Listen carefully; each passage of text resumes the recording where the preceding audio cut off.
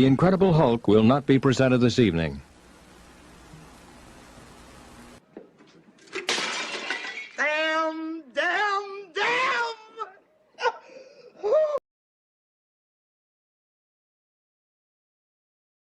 You are watching The DL Show on Dave's Guitar Channel.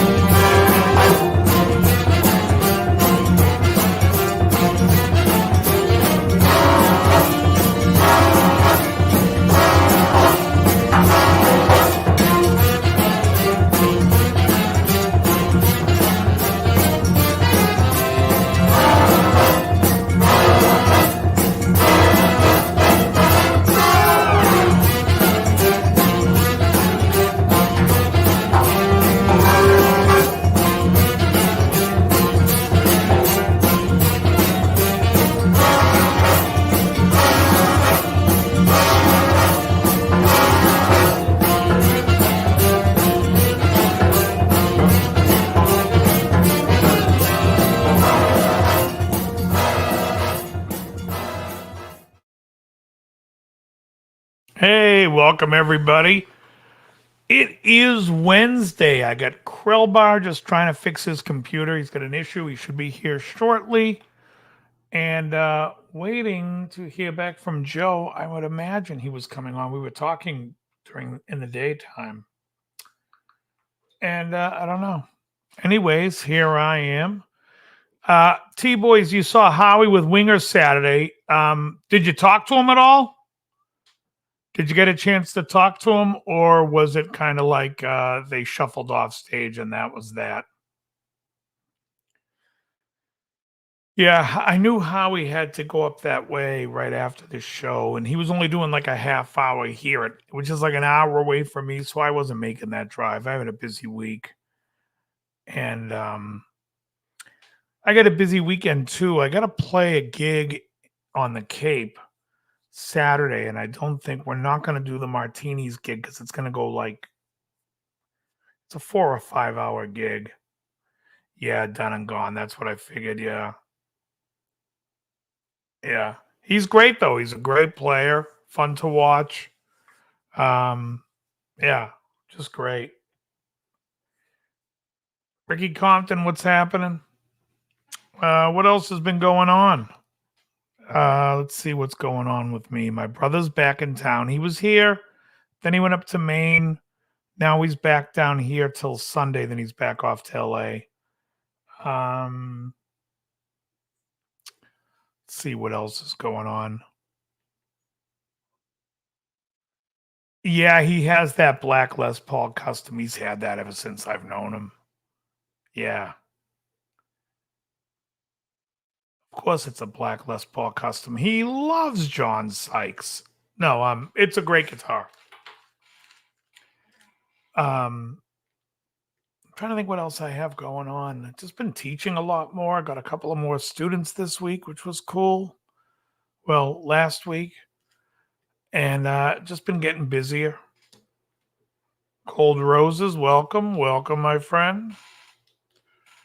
Went out to a restaurant today and with my brother, hey now, Jan, what's happening? We both he got the twin steaks because I took one of the steaks, and then I got 2 burgers with bacon, just the burger meat and bacon. He took one of those. So it was great lunch today. That was good. And I've been teaching a lot more music. It's funny, I teach a lot more music theory to my students than I would have expected. And I also took on a beginner, but he's an old friend of mine. He doesn't do cigars. He used to smoke a cigar occasionally with me, but he doesn't smoke cigars. But he does carnivore, yeah. Oh yeah. These frames I think were like $85, $90 just for the frames, and then to get the lenses in was like another $200. Taking your theory classes. Yeah, I mean, it's cool. It's funny because I was talking to Jimmy, my other guitar player, singer, piano player in an AM station, and we were talking about what I would play because we were talking about like, sometimes we play songs like we play Sarah Smile, which is, during the solo, all I'm soloing over is D minor, A minor, G minor. So you're really soloing over like a D natural minor, right? You can't get any more natural minor than those three chords. So when I solo, especially when you outline the I mean, that is purely natural minor, flat 6, flat 7. But then sometimes, we people are dancing and especially during my solo, I'll extend it. I don't give a shit. I'll just keep playing. And so I'll play like a lot of stuff where I play outside. And sometimes I'll play D melodic minor and focus on just really sounding out. And so Jim and I were talking about that the other day about playing over like major 7 chords, and I was explaining to him that I would never play a natural scale like a C major scale over that. I would play the key of G with an F sharp. I would play it with a sharp 11. And people get a lot of fucking hoo-has about modes and about scales, and it's so much easier than you think of, because if you take the major scale, you have if you take the major key, you have 3 major scales, right? So if you have the key of C, you have a C major scale, you have a F major scale, and you have a G major scale. Now the F major scale, because it starts on the 4, is going to have a sharp 4, which will be the B. The next scale is the G major scale. Well, that's going to have a flat 7. That's going to be a dominant scale, and that has the F natural. So, if it's a major, if you're doing something major, you're either going to be playing as the 1, the 4, or the 5. And so I said every time you're playing over a C major 7 chord, treat it like you're in the key of G. And then I sent him some jazz, what's called the Lydian dominant chromatic scale. And I showed him the whole theory behind it, which is just if you play in fifths and go C, G, D, A, B, E, F sharp, it would be an F sharp. And it's a prettier sound against that chord where the F is really dissonant and almost wants to resolve, where the F sharp can sit there. So anyway, so that's kind of stuff we've been going over, and I don't know why a lot of people don't know it or delve into it, but it's interesting. It makes it easier to play, because when I think I grew up, a lot of people may not know this, but I grew up, my first instrument really was piano. And if you ask me, I mean, I'm okay on piano, but I think I'm pretty terrible. I mean, I would never tell anyone I'm a piano player, that's for sure. But I grew up on piano, and I always was playing a Lydian over major always sounds good. Well, the nuances of the chromatic scale. Chromatic, I mean, you can play anything you want. I mean, and there's some cool tones in there too. But let me just say, when I first started playing piano, I played to a lot of pop songs like Journey, Survivor, all that stuff was. And so when I was figuring out songs, I'd figure out what they were doing. Aerosmith, I remember, used to play You See Me Crying. And what was the song? Wasted Time by the Eagles. We bounce Cheech between about we talked about it the other day. We probably have about 150 songs we pick from. And But anyways, so when I think about the way I play piano, like when I play, like, let's say a C major 7 chord, I'm playing the C's in the left hand and I'm playing an E minor in the right. So when I think of the chord, I think of it as an E minor. And the E minor scale with the F sharp always sounds best over that chord. It really does. And because we like playing minors as guitar players, so if you're playing along to a C major 7, that E minor with the F sharp is going to sound fantastic. And there's a lot of cool arpeggios you can play, where you can play the one and the C and the D, the 4 and the 5 of the G scale, which is C D E D, C E G D G B D. Sorry, C G C. I'm trying to think of it on the guitar. G C E A D F sharp. Oh yeah, I always love the drums. If there's not a good drum track on a record, to me, I won't even listen to it. The drums have to be first. I mean, that comes from a producer's standpoint, Cheech. When you produce stuff, you really want to make sure that the drum is perfect and good and grooves, sometimes when we play with Kenny, and that's one of the things where I'll talk with Kenny and I'll be like, no, you really just got to play it square. Don't play the pushes. Don't play over it. And so it's very important to me. The drums are the most important, in my opinion. So chromatic scale, it's really your choice what you want to play over notes. I mean, clearly, if you're playing a minor, I believe in Joe Hendry. I don't know who that is.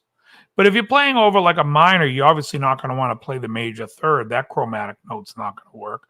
But if you're playing an A minor, or someone's playing an A minor, chromatically, you could play the minor third, the 4, the flat 5, the flat 6, the flat 7, the major 7. They all work.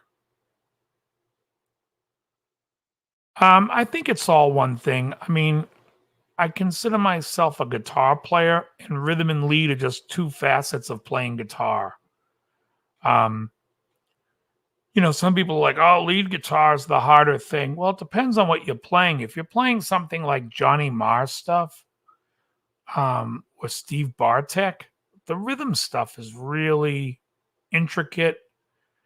And, those two guitar players, Johnny Marr, who I just feel was super creative in the rhythm, in the jangly stuff, and the way he constructed stuff. And Steve Bartek from Oingo Boingo, I always thought was fantastic. And I was listening to Oingo Boingo the other day, and I'm like, oh shit, I stole a lot of this stuff. Yeah, add 9 chords are beautiful. Yeah, I'm a big a lot of the stuff, like people talk about the moo chords from Steely Dan, which is an add 9. But really, the way they play it, I would consider it more like a stacked 4. Even though it's an add 9, I think of it as a stacked 4. Like if you're playing a G add 9 in Steely Dan, the piano is playing a G, and the right hand is playing a stacked 4, ADG. Yeah, funk is the shit. I mean, so when I was like, yeah, funk is really cool. Like I said, I in the late 80s, I was really big, and I say late 80s, but like 86, 87, really into Johnny Marr. I was also into a lot of the stuff the Cure were doing, but really into Johnny Marr's jangly playing, I thought was real interesting, and Steve Bartek. And then when I turned like 22, 21, I was playing in a funk band, and I was the only white guy in the band. And I never heard about 90% of the artists that were on the set list I had to learn. So it was school for me. I had to go and learn how to play, songs like Slide by Slave, Jammin' in Brazil by Sun. There's like a lot of stuff where it's a Lullaby. I mean, that's their best. I think that's their album, Disintegration. Lullaby's great. I think Fascination Street. I think the song Disintegration is great. Plain Song, Closed Down. Oh, the whole record. I mean, other than like Pictures of You is cool, but it's just overplayed for me too much. Love Song, I always felt like was a kind of a ripoff of Under the Milky Way by The Church. But everything else on that album I really love.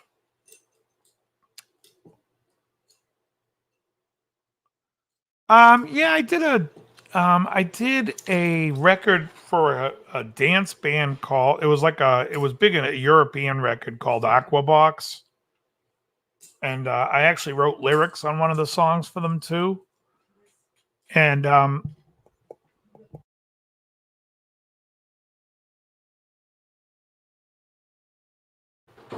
but yeah, so what button did I hit? Plus? I don't know what that is. I did that, a lot of the stuff, and then there was a record we did, but that didn't get released. They pulled out, and a lot of TV stuff, Cheech, lots of TV stuff. Too much TV stuff for me to count. It was mostly TV, and then there was some stuff I played on that I don't even know. I did a session once. I'm trying to think what building that was in. It was at the UMG building, Universal Music Group in Santa Monica, I believe. In the basement, they have a recording studio. I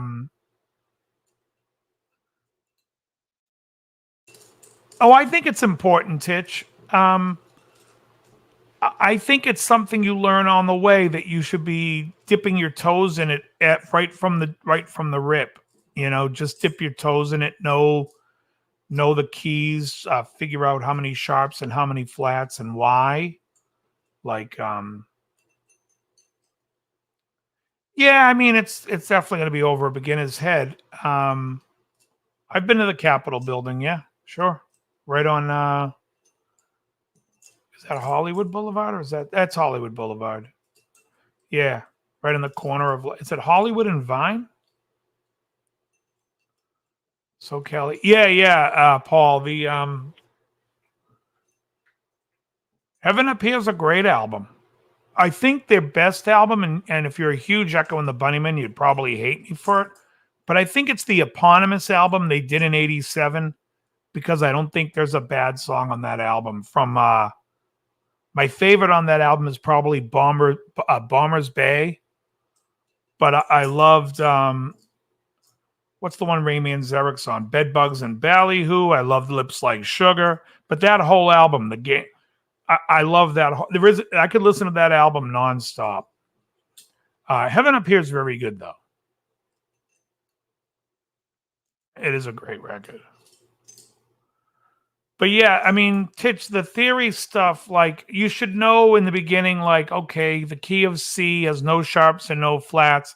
And then what are my 7 triads I need to know in that key? So you would have C, D minor, E minor, F, G, A minor, B diminished.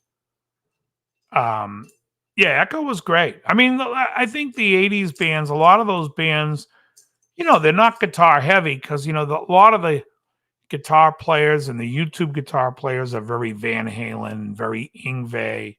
And again, not trying to take away from those guys. Those guys are fantastic players. But there's more than that to, you know, to playing. I think Eddie was a really great rhythm player, and they don't really talk about that. Hey, Matt Gardner, what's going on? I mean, I just think there's a lot of different great players in all different styles, you know. Anytime I had to do, like, when I had to work on some country stuff, I would woodshop Steve Wariner, which I've brought up many times, and Brent Mason. So there's all kinds of, like, people that, I mean, shit, go down to Nashville and listen, and you'll be like, what the hell is going on here? There's some great players, I mean, all over. There's a great player named Ian Moss that Titch might know about? That reminds me of There She Goes. Reminds me of, is it Dumb and Dumber?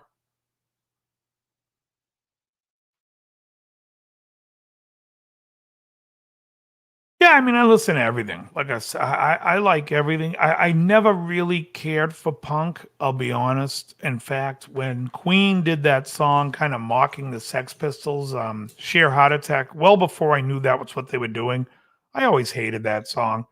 I've never been a big punk fan. I just find it, most of it, like, I like When the War Is Over, Titch. No, you know what I like? Never Before is my favorite, Cold Chisel song. Never Before. Never Before. Da, da, da, da. Yeah. But anyways, it's just cool to, the thing about music theory is it's really cool to figure it out and know what's going on and have an idea. And at the same time, you can throw it all out once you know it. Because, you listen to certain songs that Johnny Marr's playing and it's like, well, he's just having that open string and he's not thinking about it. But no, you don't have to. He's the only opening band I saw Tom Petty have. Pete Droge, I don't know who that is. K-San. What was the song, Titch, you always liked by the Angels? Take a Long Line? Is that what it is? Never Before is a great Deep Purple song. Yeah, it's on the Crowbar. What's going on with those glasses? Hello. Never Before is on Machine Head, but I believe Never Before is the name of it's called Never Before, isn't it, Titch? On the album East by Cold Chisel. I have no idea what Crowbar is up to right now. This is very This was my birthday. This was my birthday present. I haven't used it yet. So what is it? It's They're like RoboCop glasses? yeah, different Oh, all right. It's Murphy. Looks like RoboCop over there. Dead or Alive, You're Coming With Me. Yeah, I mean, there's a lot of great, like I said, a lot of great players, a lot of great stuff. And it's just cool to learn this stuff. Some people are going to say, you don't have to. Well, you don't. But that doesn't mean you shouldn't. Because, like, there are some people who have an absolute great way of communicating with people naturally. They have a way of speaking to people and they have a grasp of the English language where you're like, wow, how does this guy know so much? And then there's people who are schooled and they don't really speak that well, even though they know they could. And then there are people who don't speak them good. You genius. And they don't, those are the people that should really look into, music as a form of communication. And so, you don't have to be schooled to communicate, but you should get yourself a little bit. Yes, Stormbringer is great. You should get yourself a little bit acclimated with some of the stuff. Like I said, you don't need all the stuff, but you should know all the triads in a major scale. And because if you know all the triads in a major scale, then you know all the triads in the three major scales in the key. But like I said, you'll find that, oh, all right. But yeah, and schooling, the way they teach music in school, I'm also not a very big fan of. I'm not a big fan of doing the whole modes thing, and I think modes is somewhat a silly way to look at music. Because, I mean, even when you watch like Alan Holdsworth talk about it, he thinks of scales as chords. So he's like, well, this chord only exists in this scale, so therefore he calls it that. Yeah, that's right about Johnny.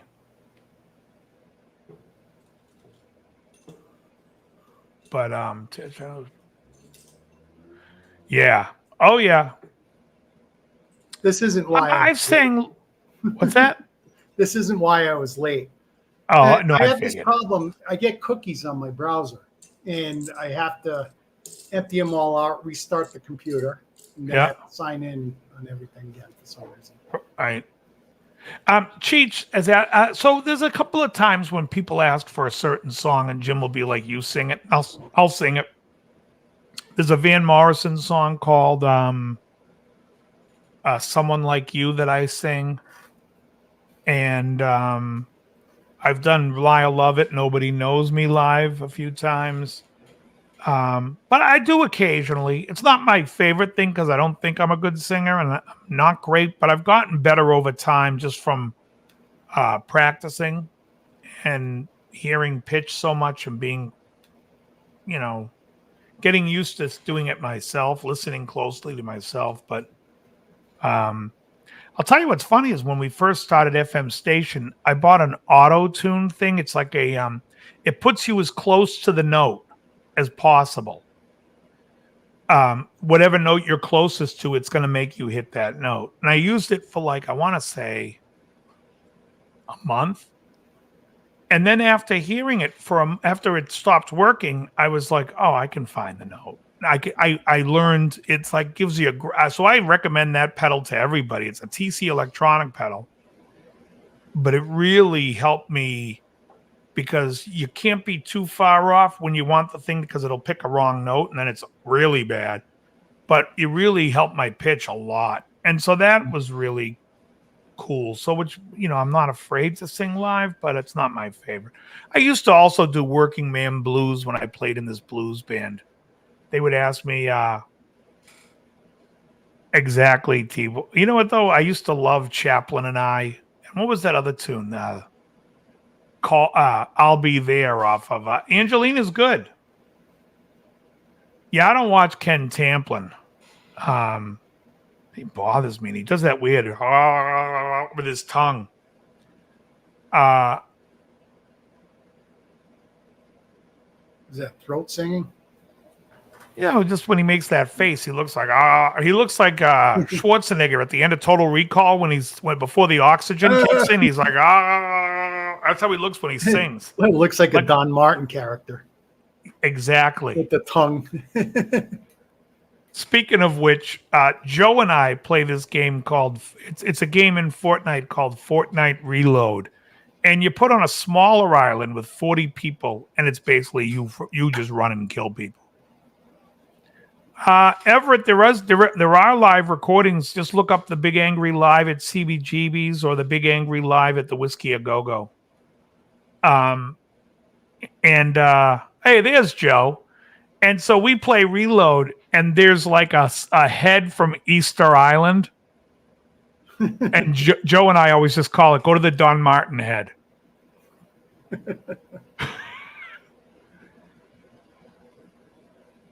Yeah, exactly, Paul. Screw your freedom.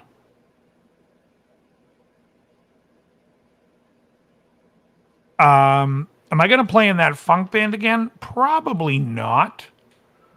I don't really have time for it. I'd love to do if somebody called me and asked me to play bass recently, and I said, send me a list of the songs and then get back to me. So she sent me a list of the songs, and then she didn't get back to me, and I was like, thank God. Yeah, totally, Joe. I was like, thank God, because I didn't really want to do it. I would have done it because she was in a jam, and but I didn't have to. But I do love playing. Bella Chico. I talked to him a lot, Titch. In fact, it was his birthday the other day. Yeah, I talk to Mike a few times a month. Mikey Bells, Bella Chico, whatever you want to call him. It's funny he's called Titch. We used to there was a singer, Tina, and my bass player, Rich. They got married, so we call him Titch. Oh, really? Oh, yeah. like Brangelina and Oh, right. Yeah, Titch and I go back. I want to say I was working at the cafe. So the cafe was when I moved to 95, 96. Yeah, he's a great guy. So I've known Titch since 96. That's crazy. Probably late 96, right? Right before I went to Gold's.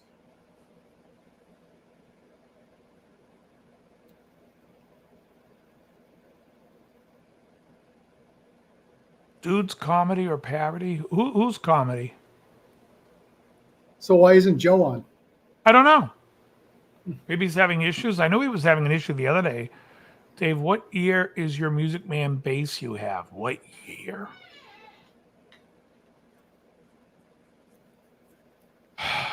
Let me guess.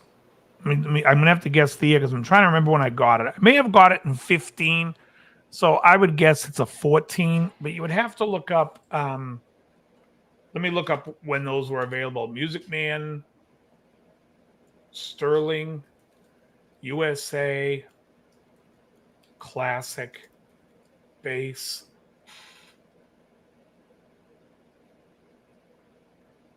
All right, here's one just like mine. Let me see what they want, what year it was.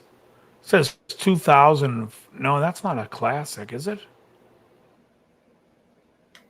It's a classic.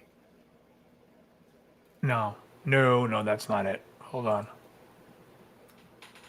I'll find it. Nope.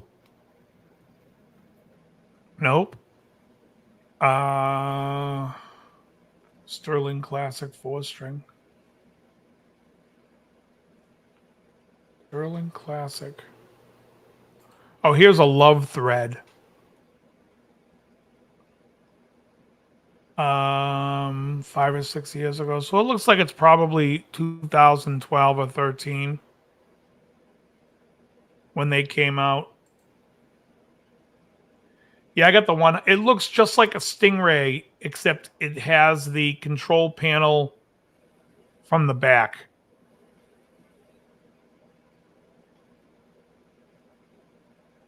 She's an easy.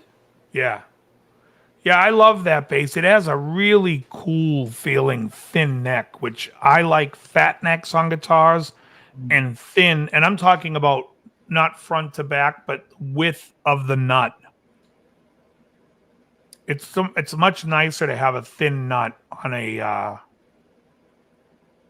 bass. Cheech is wondering if you could see that. See what? If you could see with that thing on your face. Yes, I can.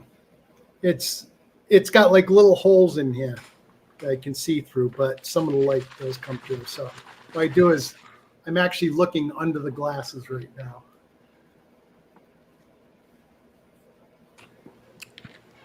You're like the girl that was cheating in. Let me try to think of the game. There was some game where you have to slay a dragon. And she claims she was playing it blindfold, but you could totally see like she's always looking up. Like she's just, it's so absurd. People caught on and she ended up taking down her channel. Sad.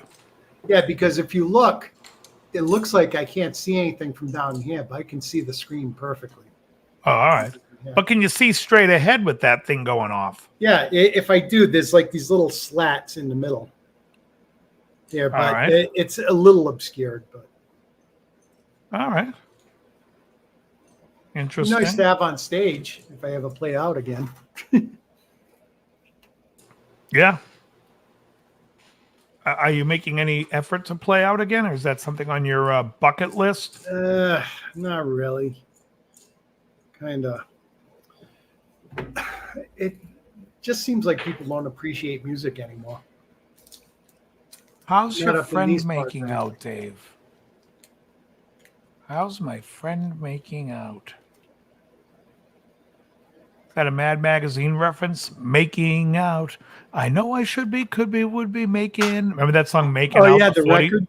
Yeah, little vinyl. That must have come out, what, like Wow. 78? That's fucking blasphemous. It was like 10 years old when that came, or 10 or 11 when Making Out came out on Mad Mag. Look that up, Carell. Let's see what year that is. I'm going to guess, and I'm going to say it's 79. I'm going to lean now towards 79. I must have been 11. Okay, that was. Oh yeah, he's doing better. So he switched 78 flexi disc. I should have went with my initial gut. Jerry's been hanging around.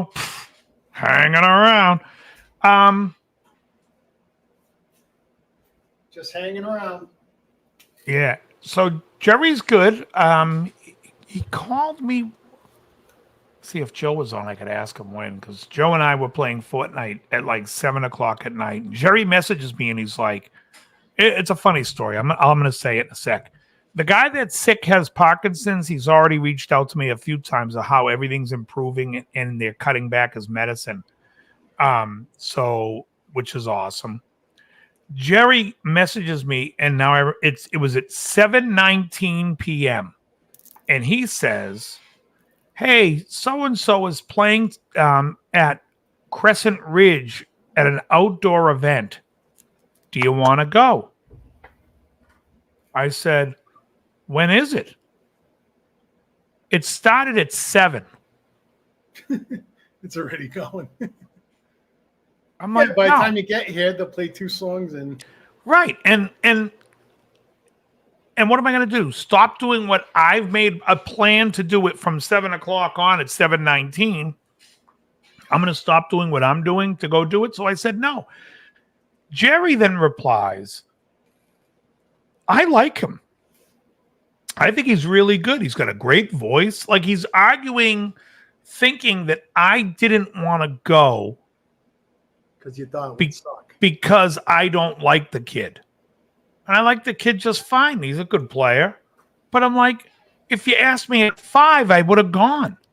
You're asking me at 20 past 7 for a thing that's going to take me 20 minutes to get to. If I leave my house in 10 minutes, I'm there at 8:00. And for what? I rush there, stop doing what I'm doing. I would have rather gone from 7 to 8 than 8 to 9. Who's playing at Marshfield Fair this year? I don't know. I don't know. I haven't seen anything. Usually I see it all over Facebook. Like if what's his name's gonna play?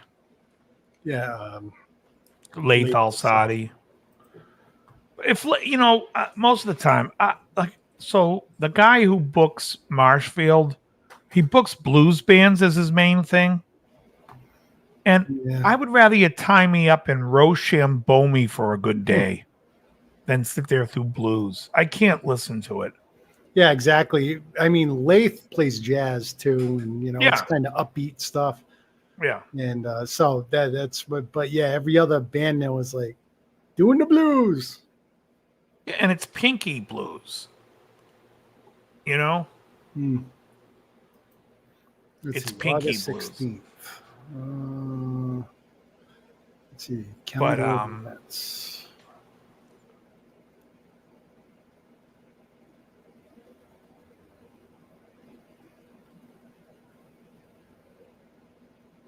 Ibanez Ghost Rider. I don't even know what it is. Oh, that's Sean Lane plays that. It's like an upside down cutaway. It's almost like a Paul Reed Smith shape, but it's an upside down cutaway. Oh, okay. Pinky Blues, where you're just playing the 5 to the 6 the whole time, Everett. You guys know what Pinky Blues is. Hold on, let me grab my AccuStick.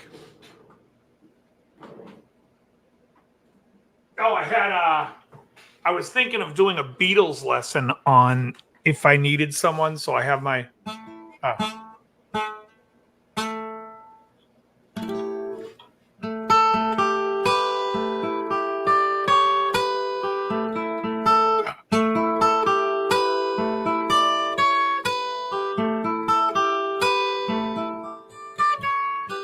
If I needed someone to love,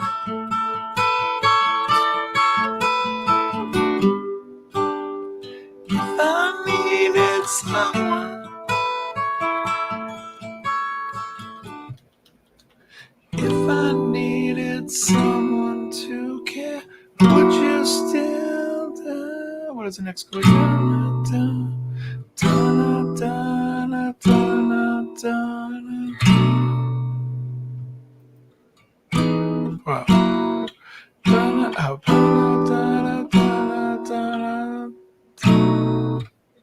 Oh, this website sucks.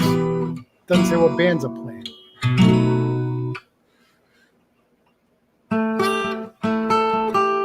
But anyways, Pinky Blues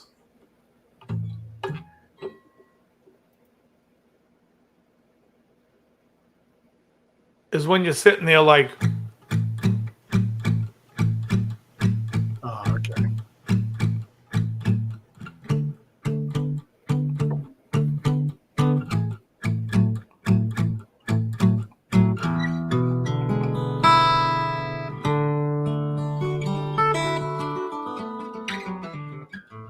but anyway, so like I'm not a big fan of any of that. And I don't really care for the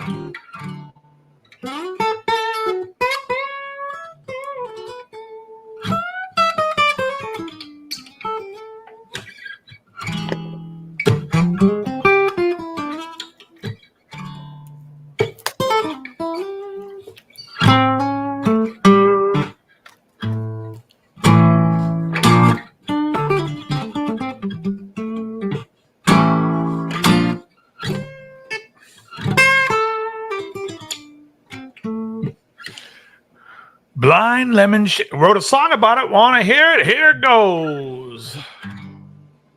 What I have been working on is playing a couple of songs on the acoustic that I wanted to add a Smith song to our AM station, which I was going to add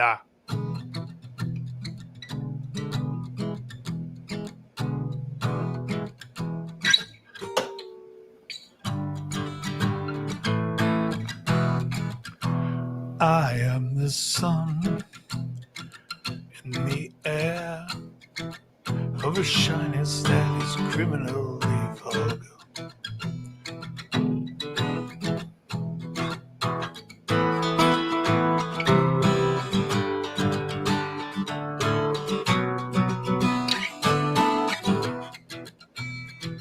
So you go and you stand on your own, and you leave on your own, and you go home, and you cry, and you want to die. What's that guitar? Yeah. I thought you didn't like the first record. The first record, what? Whoever sets Hannibal, up are you talking about the Smiths' first record?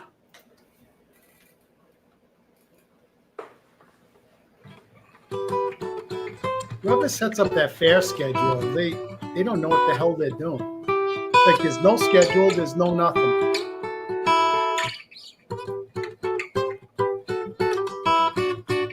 A pong shot.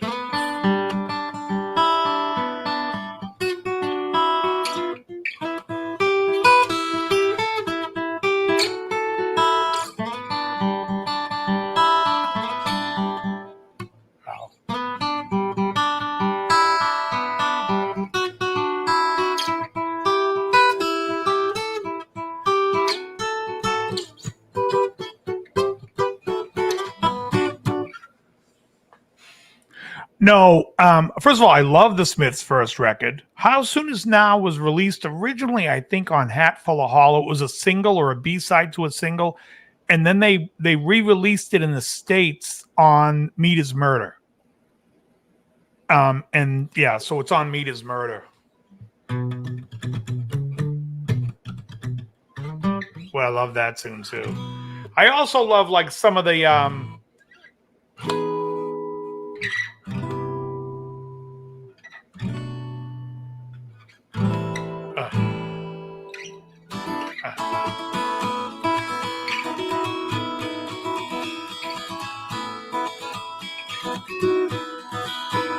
I was happy in the haze of the drunken hour, and heaven knows I'm miserable now. Yeah, Hippie Chick borrowed from it totally. And then I also like the what's one that's like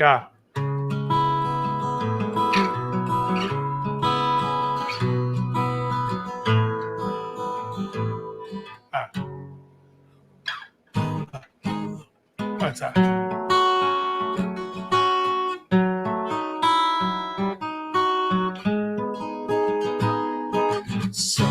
From the Ice Age to the Gold Age, there is but one concern. Oh, some girls are bigger than others. Some girls are bigger than others. Some girls are bigger than others. Some girls' mothers are bigger than other girls' mothers. That, and then it was also, I like his stuff in C sharp minor. He also had,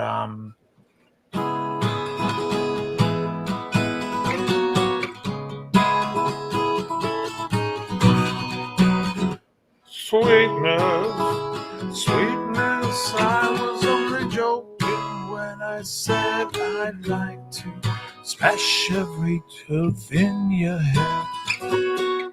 Yeah, Johnny Marr was just great. And there's a lot of like other guitar, like he puts like layers guitars in there playing some cool stuff. But yeah.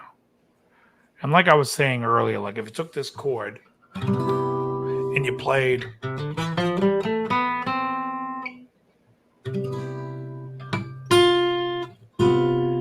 that's a dissonant note to play against that chord. But if you played, you sound like Queensryche. No, that's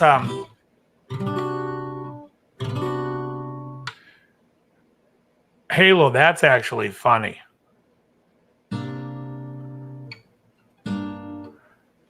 We do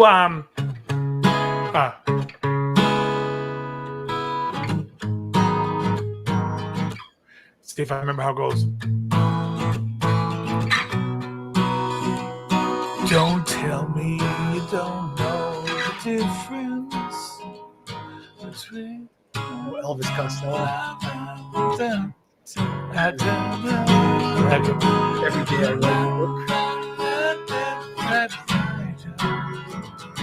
And your dreamboat turns out to be a footnote on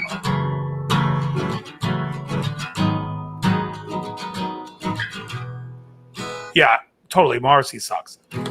I'm giving you a long look every day. Yeah, so every day I write the book. I also wanted to do. There was another Elvis song that I really like. My favorite was always like.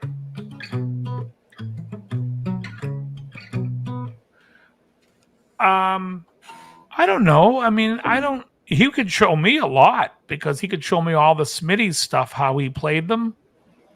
And I watch Johnny Marr's stuff and watch his videos so I can that's how I figured out how he was doing the and then he plays it like Queen is Dead. This is How Soon Is Now. Queen is Dead is the album after. How Soon Is Now. I can never remember that. I was never a big Smiths fan. That's the song I heard. Oh, Shipbuilding is the best. I used to play that with my buddy Sal. We've done a version. I think we even record. I can't remember if we recorded it or not. I remember we did the Blue Nile, Tinseltown in the Rain on acoustic, and we recorded that with Sal singing. And I think my buddy Sal also did Shipbuilding. Is it worth it? I think we did it. I can't fully remember, and I don't remember how those songs go to even play them just because I haven't listened to them in so long. So I can't even think of what have I been. But the same thing I was saying about major chords, like if you take this G major 7, right? Beautiful chord. It's really a B minor with a G in the bass. So if you're a pentatonic player, the scale to play over a G major 7 is B minor pentatonic, and it would sound like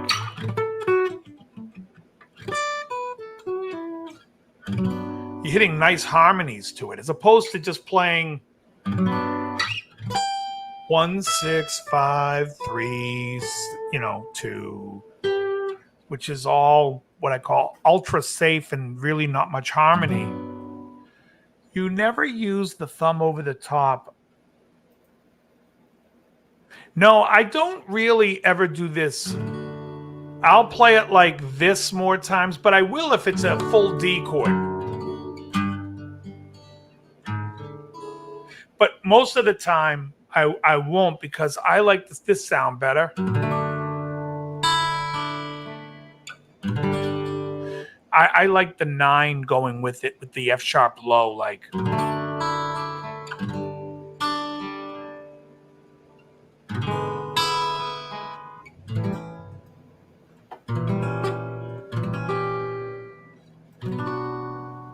No Dave Matthews. No.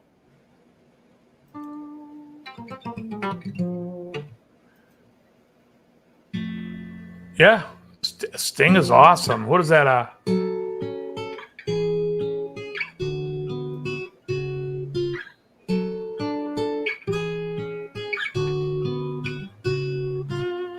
I like Sting a lot. I mean, I'm a huge, what is it?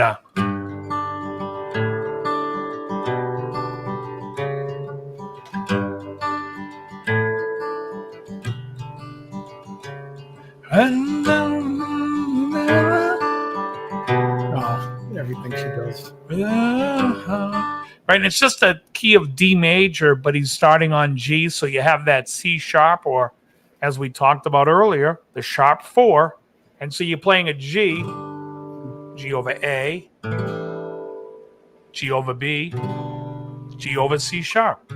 It's a great song. It's just been played too much. Yeah. It's a shame. So, Message in a Bottle's really cool because, it's like, all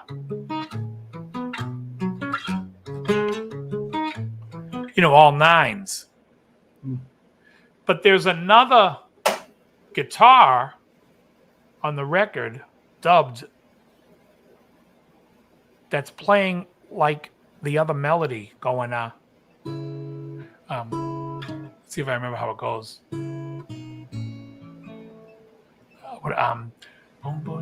So it's, Yeah, I remember you demoed this before. yeah. Hold it.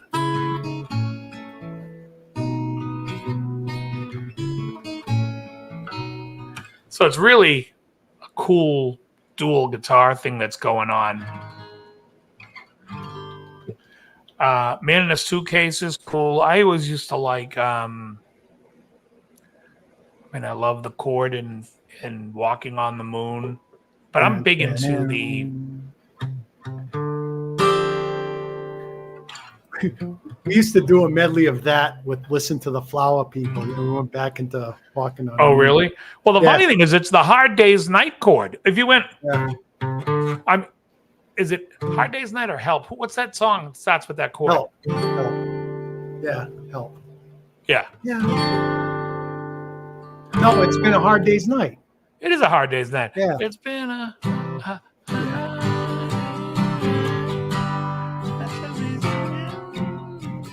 yeah, but it's like that.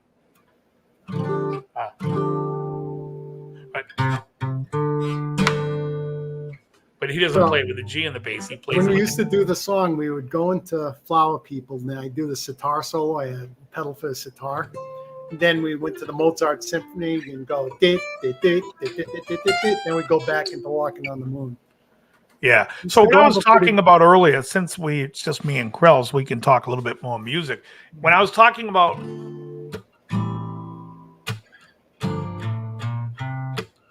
when you're playing Sarah Smile, right? You got straight harmonic, straight natural minor. Oh, here comes Megalodon.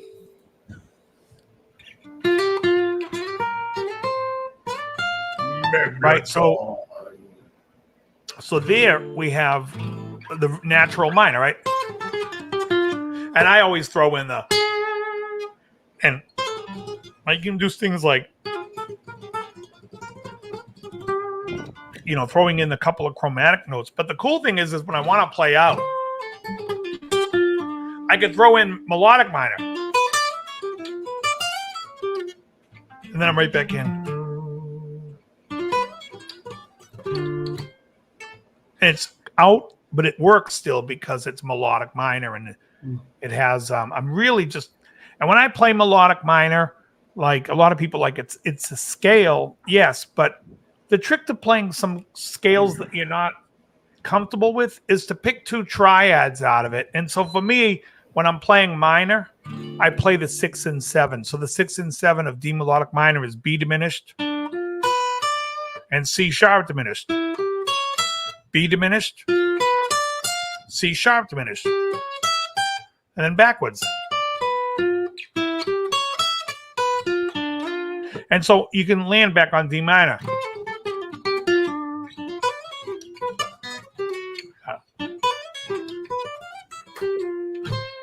Without a cutaway, it's a little jerky, but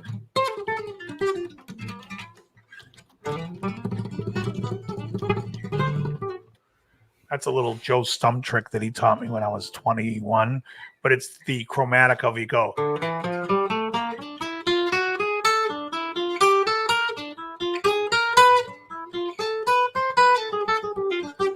So you can go like,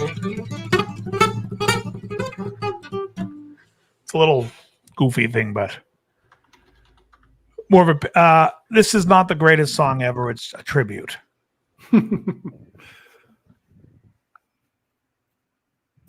Yeah, they're wrong. Well, see, the thing with diminished is, and the best way to learn how to use a diminished chord, because people don't understand it, you got to think of the chords as there's tonic chords, there's subdominant, and there's dominant. And a 7 chord is just a dominant chord. It wants to resolve up. So when you hear like, I mean, sometimes you can, and you'll see like sometimes I'll refer to this as a B half diminished. When I call it a B half diminished, it wants to resolve to C. Because it's really acting, if you look at this chord, it's a G dominant 9 chord without the bass.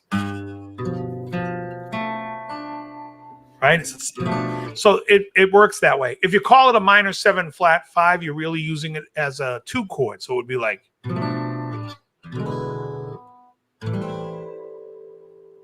that's when it works as the 2 chord. Which would be, I had a problem. No one seemed to solve it. See, there it's minor 7 flat 5. Anyone know this song? Keep playing it.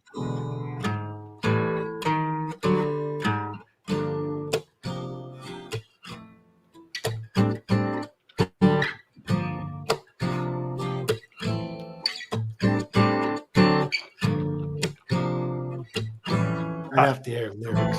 It does sound familiar.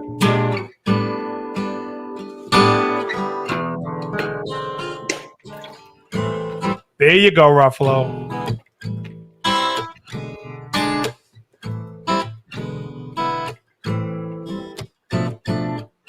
See, in this context, Flight of the Conchords. What is funnier than hip-hopopotamus and Rhymnosaurus? When they're doing the raps and the guy said, "Who told you that, Steve?" Steve. Oh, is RL here? Yep. Oh, here he is. Joe and Krelba are gonna ready up. I am readied up. But yeah, so that's a cool chorus. Ready Player One. I just got killed by Megalodon's gold shotgun. I came in. It's a great I had shotgun. shit weapons. The only thing I had was the nitro gloves. I had 5 kills because I just drove around with a cannon. What is that chord? Wait, why am I blanking on this chord? The first game I came in 6th and I didn't realize till the last 8 players. There it I'm is. shooting the guy dead straight and he throws up a building. I'm like, oh fuck, this is build. Oh, I don't know, Joe, Paul. did you say you played that on Luna, Joe? Yeah. Is it free on Luna? I think it does say it's free if you have an Amazon Prime account. I don't have Amazon Prime. I You do have the a- Fire Stick. I have the You can Fire probably play with Epic Games because Epic Games, you just need an account. You don't have to pay for it. They let anyone stream for free because they know Stick. that once Is they Epic got you, Games on the Fire Stick or? no, Because I've got a I don't know. Bluetooth controller. The thing is that my computer's like fucking 2012. I don't think it's compatible. maybe not. I mean, I'm streaming through a web browser on a Mac. I think you can. I think the try it. game's free, anyways, if you have a computer. Yeah, you just Yeah, need but Epic I don't Games have the account. controller though. I would have to use Well, the that- keyboard. I thought you said you have a controller. I have one, but it's Bluetooth. Oh, and your my computer's not computer's, Bluetooth. Yeah. Anyways, those are cool chords from DeBarge. I came up with a new rap song. And Joe, first, Jan said, great lesson on it. I want to thank you, Jan. You did acquiesce to that chord. You know the Letter rap song? Kenny? I left my wallet in El Segundo, Of course, that's by Tribe Called Quest. but we have our own. I left my wallet in Reckless Railways. I left my wallet in Gotta get it. Gotta get Gotta it. get it at God's got to get it. I left my nitros at Reckless Railways. I gotta get them. Bonita Applebaum. I used to love that stuff.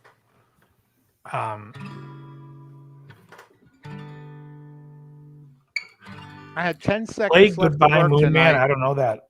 and a woman calls in.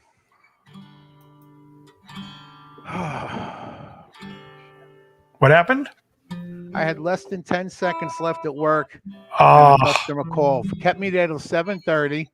So dinner was running late. I had to cook Mikey's dinner for the next 2 days. By the time I got over here, you're already a half hour into the show, and I'm like, I got to go Yeah. to Snobby or Reckless and kill someone for a minute.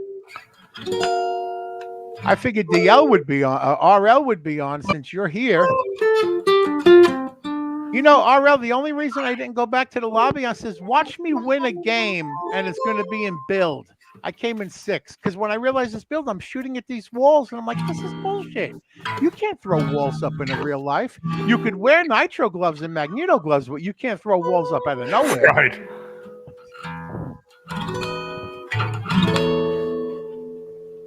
Did you notice that the new that Tesla truck is in the game? Yeah, but it's too ugly. I can't Yeah, get it's behind the wheel of that. Real life one's I- ugly.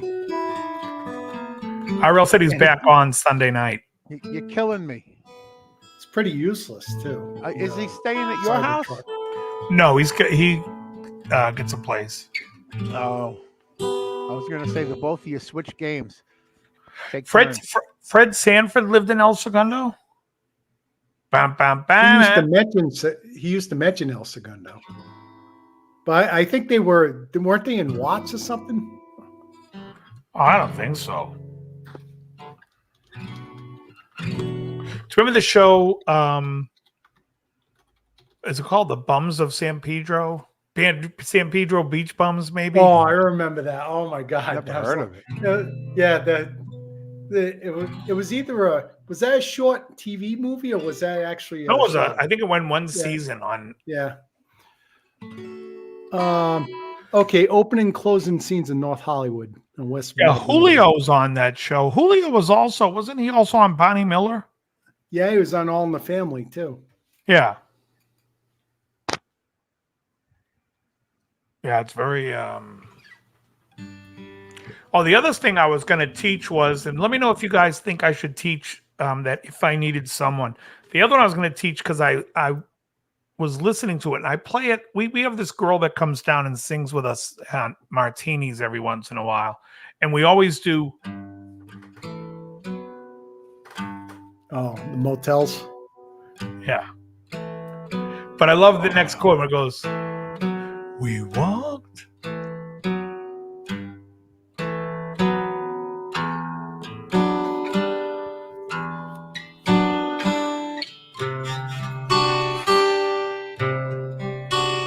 No intention. Yeah, you did that song when I saw you. I did a solo, I think. Oh no! Oh, maybe was that girl there? Yeah. Okay, yeah, then we did it. Yeah. Did you just have the hamburger and the cheeseburgers and steak today? I had a burger and no cheese. No cheese for me. Arel's burger had cheese. I didn't want cheese. If I can't look at what the cheese is, I won't eat it. Yeah. I want to see the stats on that cheese. Yeah, bacon and eggs again. But we had bacon and bacon burger and steak today for lunch.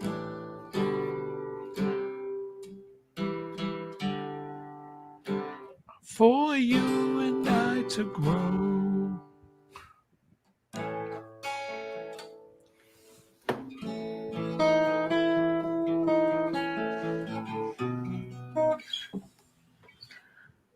How about this one? See if I remember it.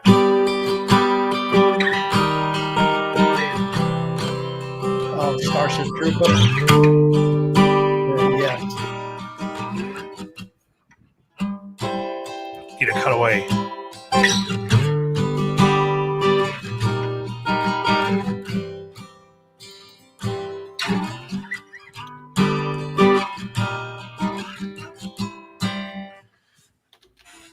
I don't eat beet boar's head. I honestly don't eat many cold cuts, and the only ones I'll do is Market a brand Basket. it's a brand that's uncured. It's not cured, and it's zero carb.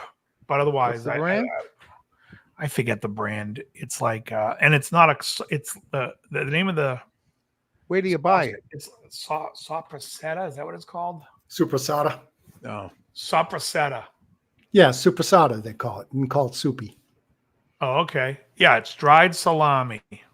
Yeah, well, I want to tell everyone out there that as far as the meats go, the dried sausage from Boar's Head is fine because they make it right down the road from me. They don't even make it at their thing. Oh yeah, Queensryche. Oh yeah. I mean, I was listening to Queensryche when I was a kid, learning "Take Hold of the Flame," "The Lady Wore Black."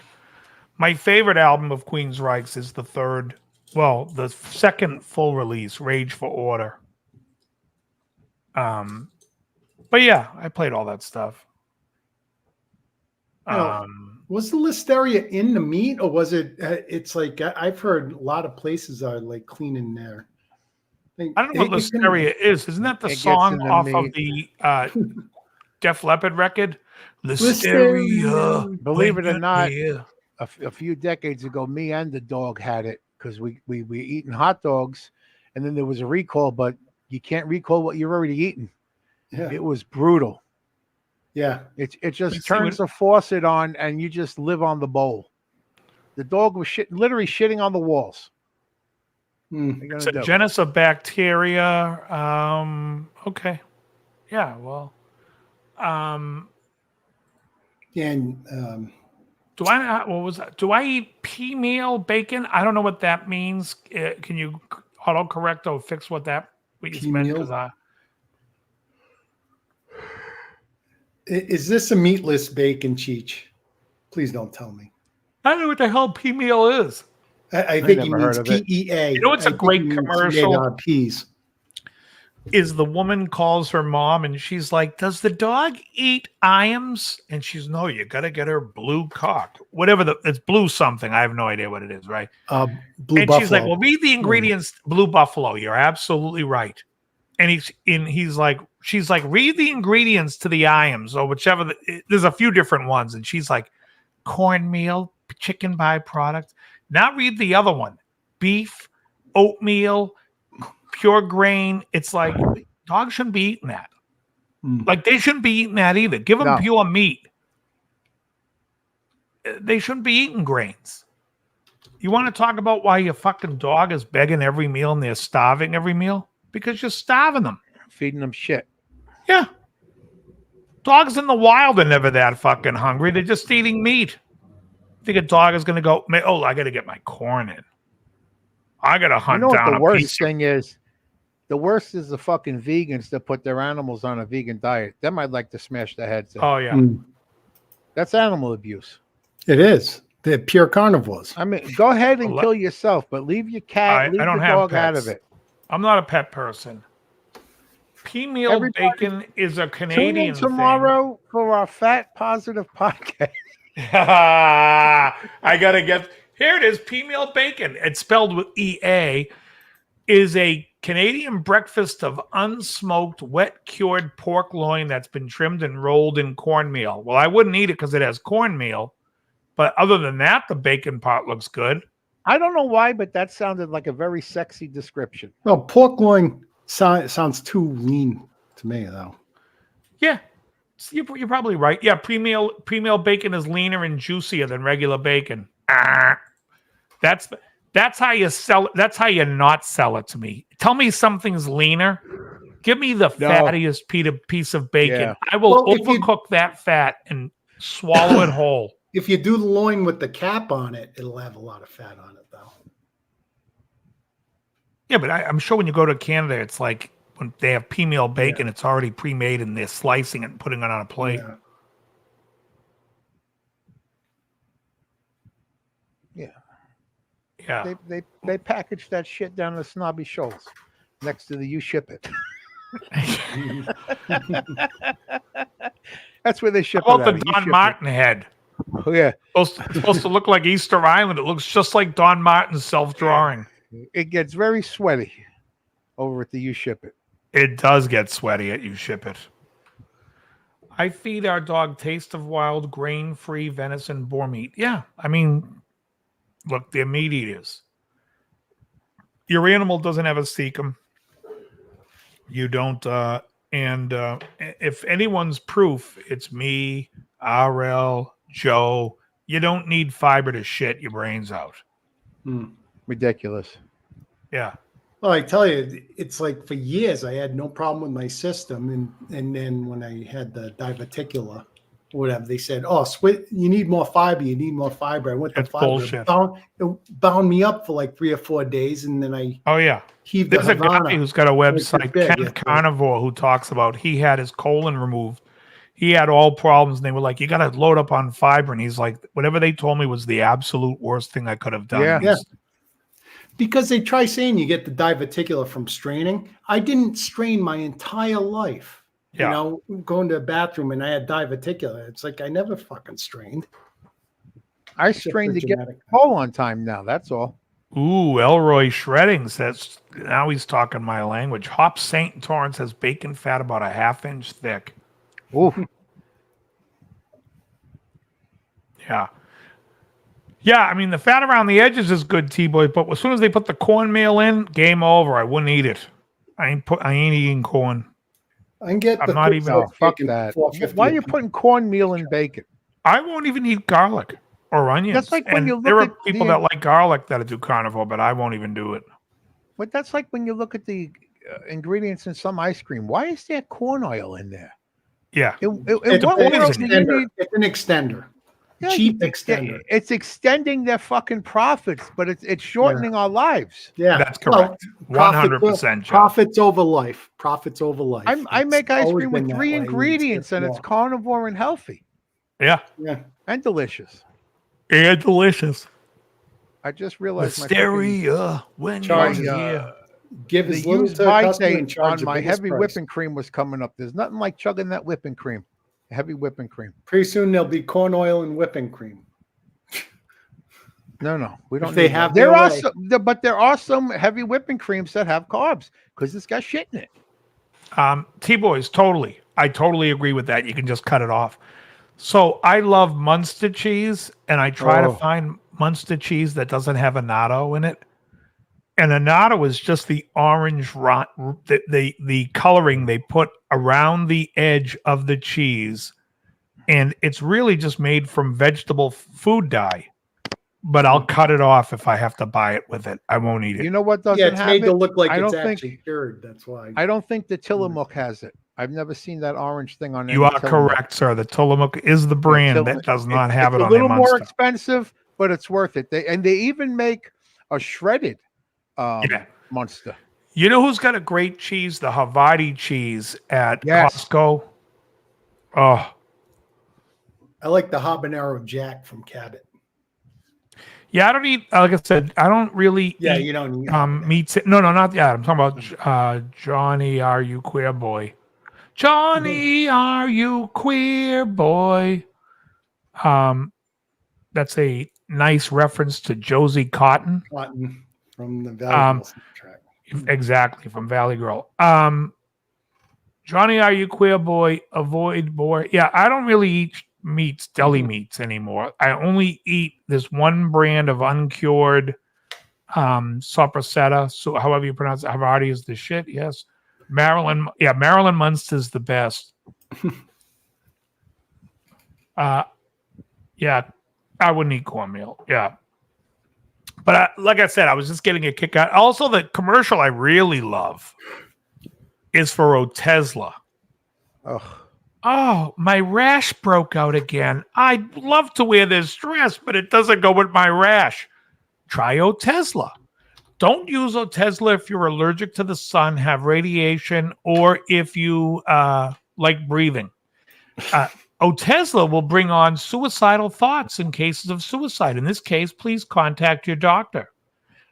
And then there's like a bunch of other. It causes diarrhea and vomiting.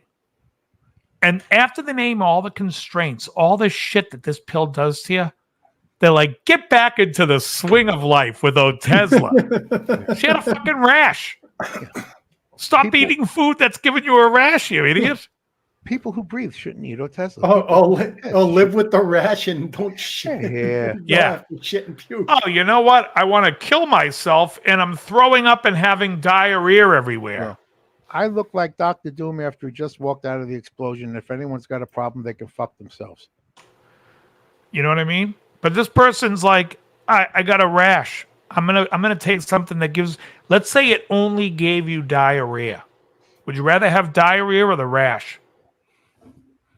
Well, what sucks is if you have diarrhea and a rash in that area. Get out the Decidin. Yeah, it's absurd.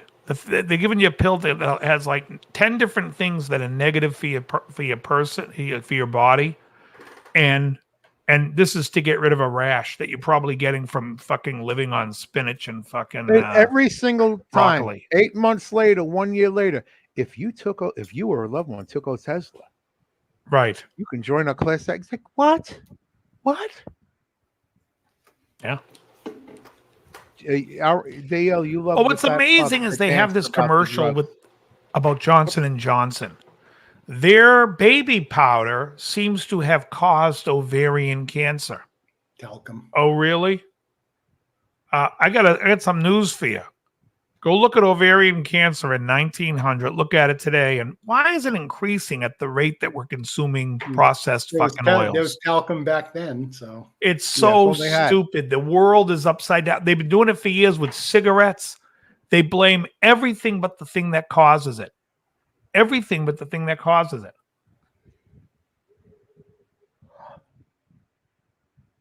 Well, yes, that's true, Halo, because all that shit's in those products too. In fact, the whole thing about seed oils and the polyunsaturated fat, that all came from the farmers who initially were, hucking corn there, and they had all this corn oil, and they were using it to lubricate tractors and using it as an oil. And Procter and Gamble came along and said, we'd love to buy that oil up because we're going to use it to make soap. And that's what what's the Ivory soap was. It was like the first soap without animal fat. So it was like, this is an all natural. We're not having animal fats. It's the pure soap. Then they figured once they had to clean it and do everything to fucking put all the toxins in it, so that it would make it the rancid smelling oil, not rancid on your body. They were like, you know what? We might be able to put this in people's food. And they've been saying it's safe ever since, while the world is getting sicker. Yeah, female bacon doesn't sound like my cup of tea. I'd rather just have a fatty ribeye. But yeah, I mean, and since then, they've been blaming it on cigarettes. If it was cigarettes' fault, if lung cancer was cigarettes' fault, Well, when we were at 46%, that lung cancer, when the population dropped to 10% smokers, it should have dropped 75% as well. It didn't. It increased 75%, right with the consumption of seed oils. But don't look here, folks. Don't do the math and don't figure stuff out and don't question what the man is telling you. But they're so full of shit, it's ridiculous. Ridiculous. Oh, by the way, I think I have a good list here. All right. But I just want to say, when I hear that commercial about baby powder, I feel so bad for Johnson & Johnson. I'm like, you guys are getting sucked in because Procter & Gamble's fucking making Wesson oil or whoever's making that poison. And you ever notice you go into a supermarket, Yeah, the Wesson oil, the canola, all right, I'm doing my Andy Rooney. The canola oil says heart healthy. So why is fried food bad for you then? Is there something about actually frying it in this oil, this heart healthy oil? Yeah, they've gone up. Prices will come back down once we get the fucking knucklehead out of office. It'll affect Canada too because he won't be able to get away with what you're charging up there. Friggin' they're already manipulating the news. Oh my God! They're trying to tell people that Kamala Harris was actually a good politician. And they're saying, "Oh, the polls are tied now in all the battleground states." Yeah, bullshit. Coming out. Get the fuck out of here. Speaking of Third Johnson, Elroy, I've been watching a lot of Matt Johnson on YouTube recently. I guess he came back in 2018 and did some live shows. So let me bring him up. Steve Bartek from Oingo Boingo, Johnny Marr, and Matt Johnson, who I feel from The was one of the most underrated singer-songwriter guys. That band was really clever and cool. And with that, I will now give the floor to Krelbar and his so-called good list. Well, what this list is, it's 25 worst original names of famous bands. And what I like about it is that it gives you the band name that they were called before they were famous, so we can guess what band it was. All right. Let's go. Let's go. Okay, number 25 was Tom and Jerry. Simon and Garfunkel. Yep. Jeez. How I know that was they played once like a quick reunion thing for Frank Zappa. Frank Zappa referred to them as Tom and Jerry, and Simon and Garfunkel thought it was great. The fans of Paul Simon and Art Garfunkel were pissed, thinking he was making fun of them, and Paul Simon had to come out later and say that was the original name of our band. He was. Well, not only that, the original show had Garfunkel chasing Paul Simon around with the giant hammer, too. And they had an old woman with a broom. Thomas? All right, go on. Okay, 24, The Square Roots. I don't. They're a modern band. Did they do Sooner or Later Love is Gonna? That's the Grassroots. I have no idea. Who was the Square Roots? The Roots. That's okay. I should have figured that. Okay, Mookie Blaylock, 23. No idea. I actually knew this one. Pearl Jam. Okay. I'm not sure it's a terrible name. I mean, it's because it never... Named after a New Jersey Nets player. Original named Orange. What band? Says Titch. Since he's R.E.M.? Australian, I'll say Cold Chisel.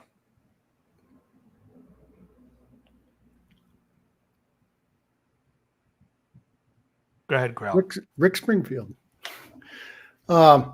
22, On a Friday.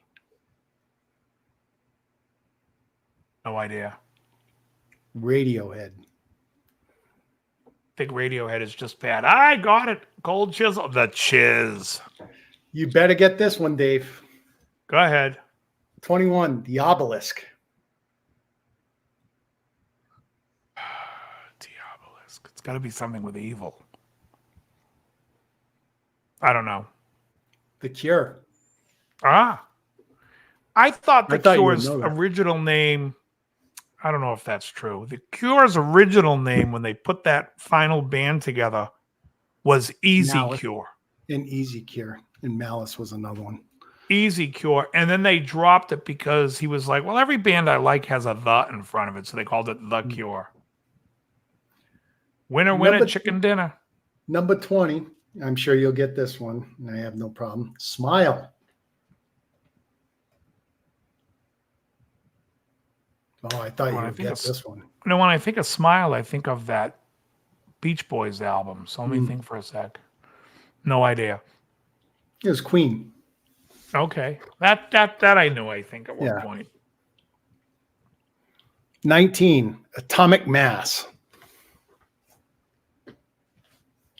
No I wouldn't idea. have gotten this one. Def Leppard.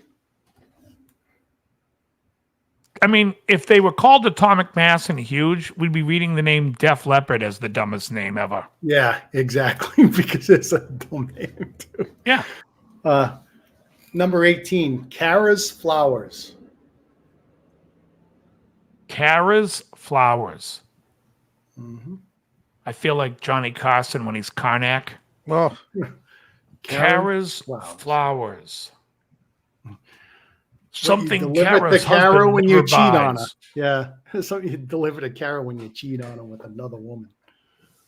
Go ahead. It's Maroon 5. Another one. If they were Yeah. Kara's Flowers and had success, we'd Yeah. be saying Maroon 5 is the dumbest name. I don't know Number if that's a dumb name. 17 are the Pendletons. No idea. Beach Boys. Okay. 16 is Sweet Children. I actually probably knew this before the Pendletons because I remember hearing this on No MTV idea. back in the day. Green Day. assholes. Faggots. I mean, I don't like them. Go ahead. 15 is Mr. Crow's Garden. That's the Black Crows. Yes. Right. Which is why they Or- kept the E. 14 is the Band-Aid Boys. The band later changed the name to Curad. I is stuck on Band-Aids because Band-Aids stuck on me. Go ahead. Bone Thugs and Harmony. Go on. 13, the Young Aborigines. Midnight Oil. That's a good guess. That's a really good guess. But actually, it was Beastie Boys. I probably would have guessed the same thing you did. Well, they Number- always sang about the plight of the Aborigine. Number 12, we all know this one. Wicked Lester. Okay. This is exactly my point about this. Hmm. That's why the Cure one wasn't right. That's why this isn't right. Wicked Lester was not the name of Kiss before they were Kiss. They were a completely different band. Yeah. Paul and Gene happened to be in it. They wrote songs that they still use, but the same with the Cure. When the Cure got together with those four guys, the guys that became the Cure, they were Easy Cure. The band they had before, whatever the name was, is just because it's what's maybe one or two of the members. That's not the band. All right, go on. It is a Rolling Stone list, so. Just Well, that would make sense. 11, I actually know this one. The Screaming Ad Dads. No idea. Pink Floyd. I know this one too. Number 10, Soft White Underbelly. That's Blue Oyster Cult. Yep. 9, you may know this. I wouldn't have known this. The Salty Peppers. No idea. Earth, Wind, and Fire. All right. 8 is Pud.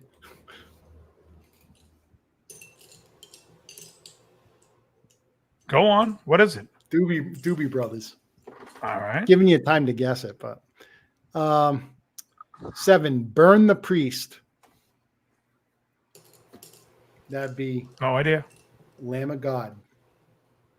Number 6, Rainbow Butt Monkeys. Not guy.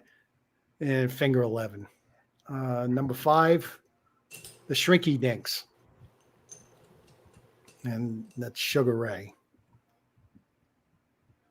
4, Tony Flo and the Miraculously Majestic Masters of Mayhem. Red Hot Spandau Chili Ballet. Peppers. I don't know. Red Hot Chili Peppers. Okay. 3, the Polka Tulk Blues Band. You may have something to say about this. Weird Al Yankovic? I have no idea. No, it's a Polka Tulk Blues Band. They were also once known as Earth. Black Sabbath. Yep. 2, the Gollywogs.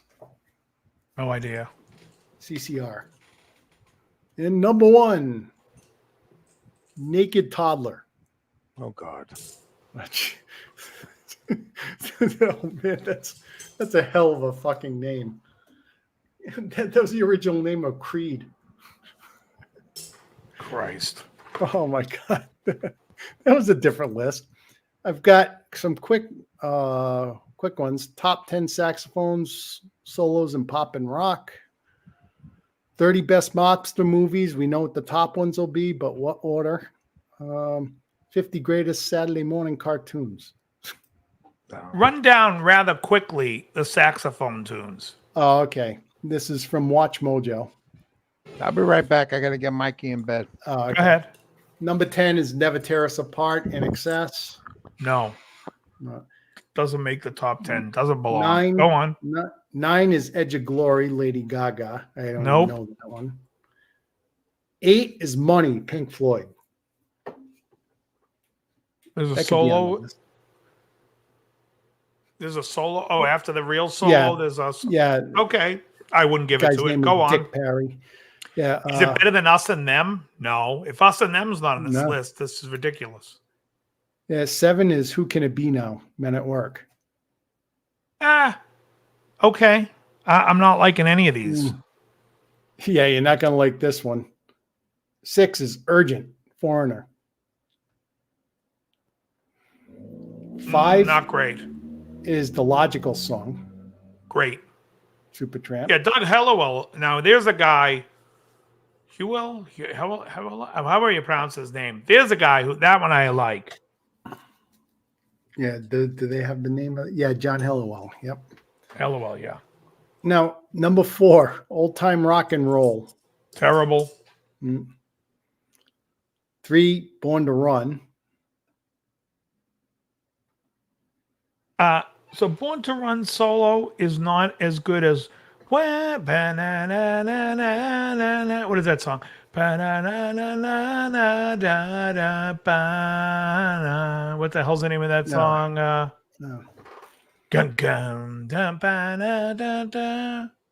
Yeah, I know what song you're talking about. It's just It's on the Born to Run album. Go ahead. okay. 2, Careless Whisper. Yeah, Chuck Barris. Careless Whisper. It's not bad. Not It's not in bad. my top 10. And I think we can guess what number 1 is.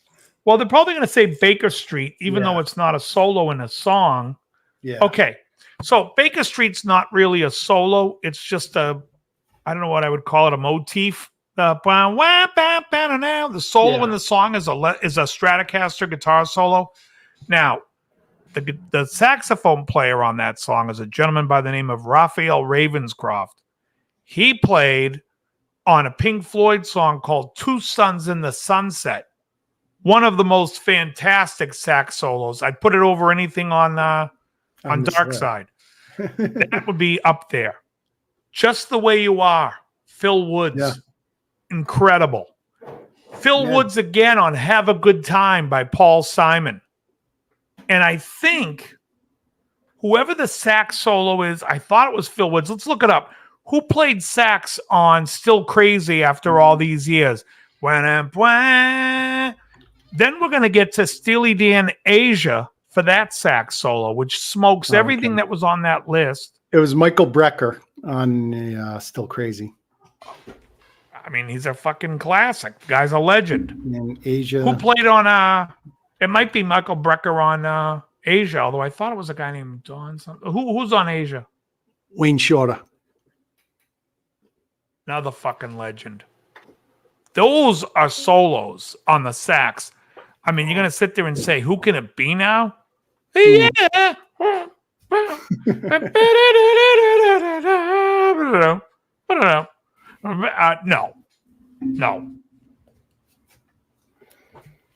I don't know how many I named, but I could easily come up with 20 more. I would also say the sax solo in fucking The Grand Wazoo by Frank Zappa is fantastic. How about Keep It Greasy? Keep it greasy so it'll. Motif. I need a dozen towels so the boys can take a shower.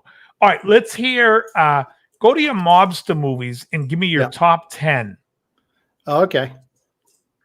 Well, you know what? I want to buzz through this really quick because you're going to take a shit when you see what's really low on the list. It's a great album, Elroy. Yeah, number 30 is a movie It called might be, Segura. I'll put it this way. It's in the running for the greatest prog rock album. And I will say, I will have to spend some time with Yes, Close to the Edge, Rush Moving Pictures, or Permanent Waves, and then Asia's first record and give them all another listen. But I think those three are fantastic prog rock records. Yeah, I think we can buzz through the 30. And Right. Kansas's Song for America album, which I think is their best. Which I heard know today. Hugh will probably say Later by Left Overture or Mask, but I think Song for America is their best album. All right, let's go to the list. Okay, 30 is Sabura, and it's basically it's a foreign one, I think. Go on, move on. We don't know it. Move on. 29 is Brother, that's an Asian one.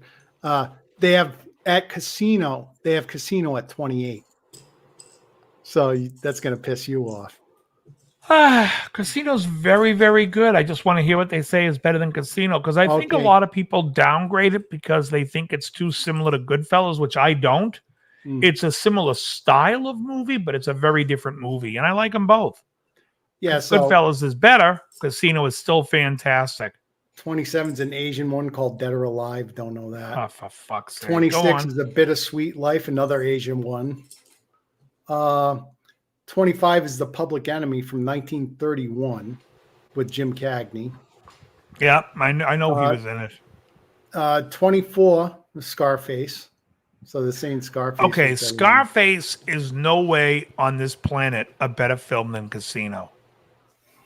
And you take any 3 minutes of Casino and show it to people, and I'll pull out the montage scene of Scarface, and you're going to think one of the movies is Valley Girl, and the other one you're going to know is Casino. Go on. 23 is New World. It's another Asian one. 22 is The Funeral with Christopher Walken and Christopher Penn. Yeah, not better than Casino. 21 is a 1973 one, another Asian one, Battles Without Honor and Stop with Humanity. the fucking Asian films. Yeah, Yeah. how many Asians make a living making mobster films? Go The on. Yakuza. Oh, fuck. They put The Irishman at 20. Fuck off. 19, Long Good Friday with Bob Hoskins. 18, on. A Better Tomorrow. Another, I think it's got some Asian names. Yeah, Chow Yun Fat. 17, Black Caesar with Fred Williamson, 1973. You know I love Fred Williamson, Oh yeah, but I only He love was him in one movie. Dusk Till Dawn. Exactly. Yeah.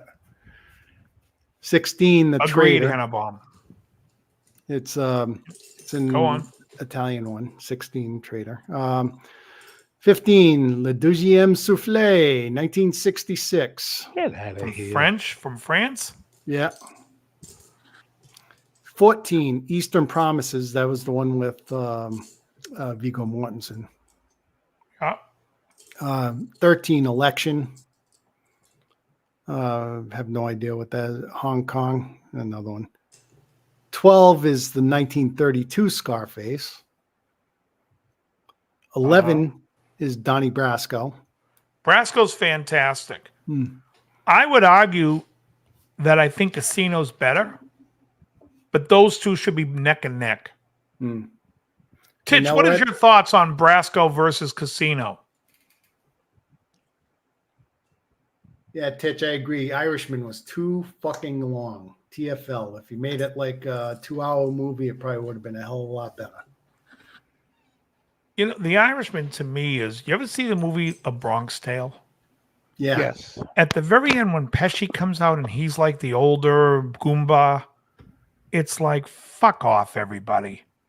Just, you're making me sick. It's like, you got to bring in, you You got to bring in got Joe to put Pesci. any old guy in there. It's Pesci. It's like, you're pandering. It's like they're walking out with a coffee tin asking you for a donation. Would you like a pencil? I mean, honestly, if it was Martin Landau who played, like, all of a sudden it's this old mobster guy and here's an old guy giving him advice, I'd be like, that's really cool. But the fact that it was Pesci, I'm like, fuck off. Well, they could have had Abe Vigoda. He was still alive.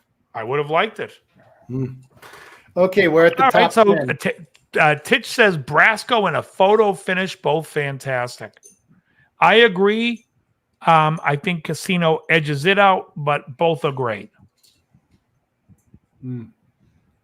Go on. Okay, top 10 here. We got another Asian one, The Mission. When you say it's an Asian one, you don't have to say the name. Just skip it.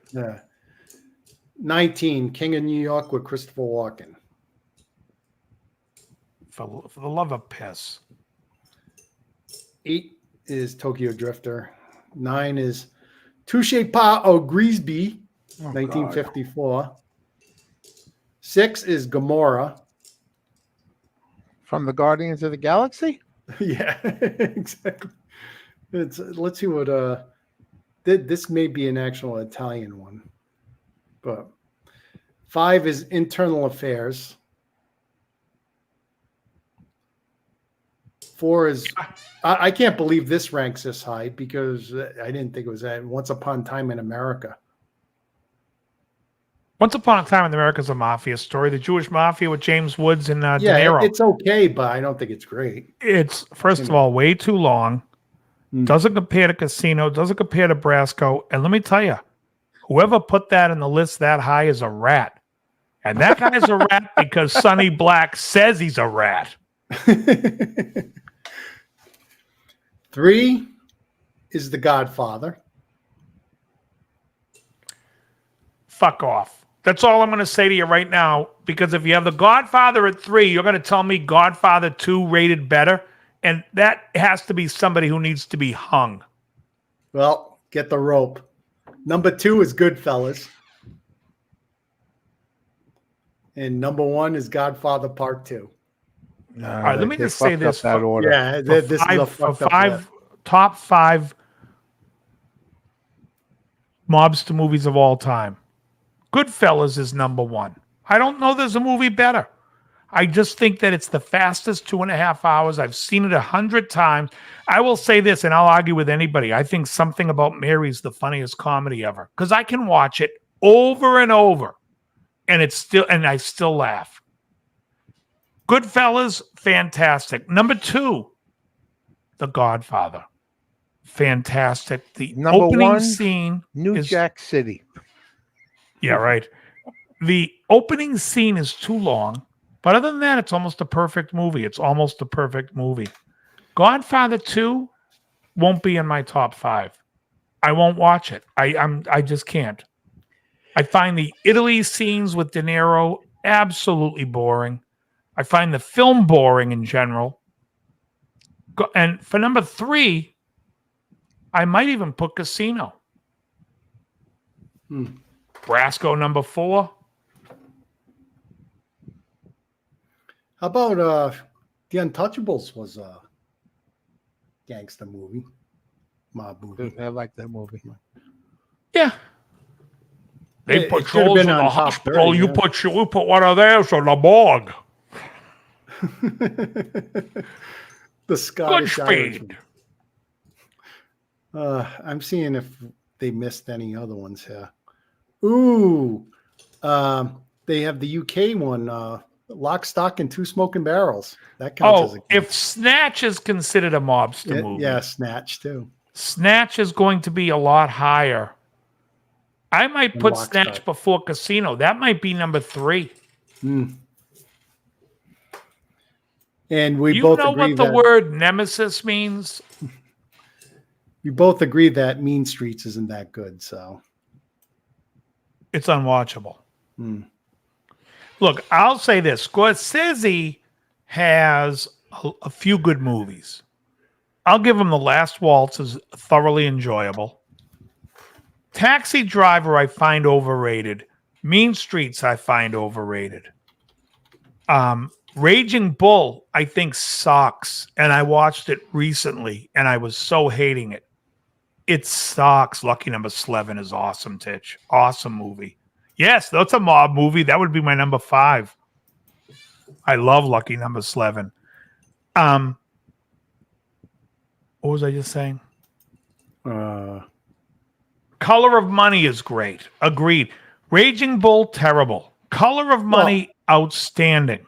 Color of Money's not a mobster movie, though. No, I'm just saying Scorsese's overrated. His whole career is overrated. Color of Money's fantastic. I gave him The Last Waltz, but that's not a piece of cinema. I mean, that's just a fucking concert film. Ooh. The Payback from Mel Gibson is in my top 10 list of greatest fucking mobster movies. True Romance. That's a great movie. True Romance is a good movie, a very good movie. I love that movie. There's some parts to it that I find. I mean, Gandolfini's great in it. Oh, fucking Dennis Hopper. RL loves True. What are you calling me on a Sunday for, Elliot? Yeah, I think we got them all here. Yeah. Oh, yeah, no, I definitely think so. Hannibal, you're just throwing in your favorite 5 movies because I don't think Boogie Nights is really a mob picture. But you come in my house and tell me it's video instead of film. On New Year's Eve. On New Year's Eve. On New Year's Eve, you tell me it's amateurs instead of professional actors. But if we're talking about movies, Goodfellas is my number 1. My number 2 might be Silence of the Lambs. But yeah, I think, and I also think, who did Scarface? Is that Brian De Palma? Yes. Overrated. I don't even know what the hell Brian De Palma films are. Oh yeah, Carlitos. That Davy Kleinfeld. Well, Blowout was Brian De Palma too. If Midnight Run is considered a mob movie, that would be very high up on my list. I think that's a stretch, though. Jimmy Serrano's got the disc. Jimmy Serrano was the mobster in the movie.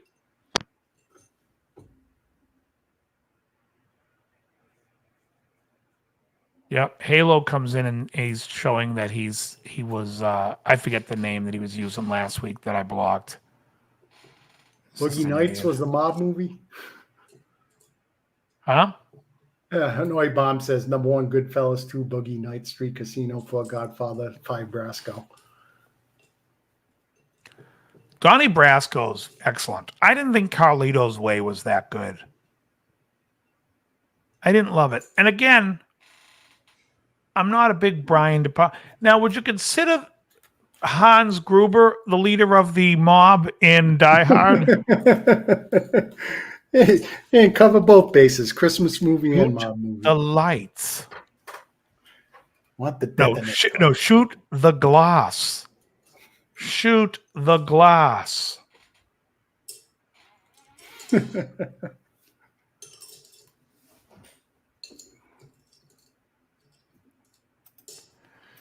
But yeah. There's a lot of good movies, man. And there's a lot of terrible ones. Right. Yeah, no, I'm And- saying those are good picks. I have no issue with one movie in your top 5. I'll tell you another great movie. Glengarry Glen Ross is a great movie people don't talk about. It's fantastic. It's one of those movies I can watch over and over again. There's certain movies that I can watch over. Usual Suspects is a good movie. Very good movie. I haven't given it, that's a movie I have to go back and revisit because I think I've only seen it like twice. It's a great movie. But I think that like Shaun of the Dead is a great movie. That's a great fucking movie. Yep. I'm trying to think of movies. Role Models is a very Hot funny Fuzz movie. was good too. Hot Fuzz was What good was? too. Hot Fuzz. The Greater Good. World's End. World's End. That's the Greater least Good. out of the 3. That's the least favorite. I agree. Hot Fuzz. I love The Greater Good. We're doing it for the greater good. Everyone would say the greater good. Yeah, but some people would take Hot Fuzz over Shaun of the Dead. I take Shaun of the Dead over Hot Fuzz any day. No, Shaun of the Dead Dead's is brilliant. The top. That's the top. Yeah, it's brilliant. When they're throwing the albums, Oh, it's great. that's a rare pressing. How about this one? It's the Batman soundtrack. Throw it. It's Bat Dance. Throw it. Kill the Queen. Kill the Queen. Yeah, and I will say Die Hard would be in my top. I mean, my top 10 might have to get really, because I have to see about movies that I put in my top 10 even my top 20. Like The Fugitive is in the running. Hanoi Bomb. Movies that I've watched 100 times. Bubba Hotep with Bruce Campbell. RL says Darth Maul is in Shaun of the Dead. Ray, what was Ray's Yes. last name? Peter Saranovich, whatever, is the Darth Maul. No. Yeah, they played Peter, the roommate. Oh, Peter Sifowitz or whatever. no. That was the Darth Maul's the guy that played in the X-Men movie. Ray Park. Ray Park. Yeah, but the That's nice. voice I think is Peter Saranovich or whatever. Oh, I don't know who the voice. I'm just saying the guy that played Darth Maul. The roommate Pete. He's got an arm off.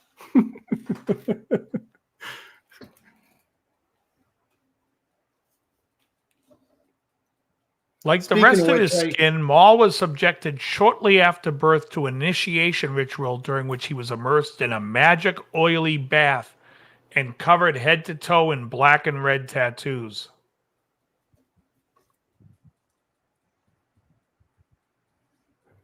Johnny Dangerously.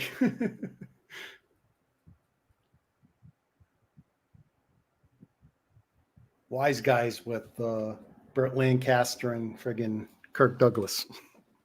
That was awful. Yeah, but what was it? Ray Park as Maul. Yeah, Ray Yeah. Park. Well, it looks like it was Yeah. voiced by a couple of people. Yeah, Peter Saranovich and Sam That's- Witwer. yeah. Sandwitcher? Whitwer. Sandwitcher. He was Toad in X-Men. Yep. Speaking of which, I just saw the Wolverine and Deadpool movie.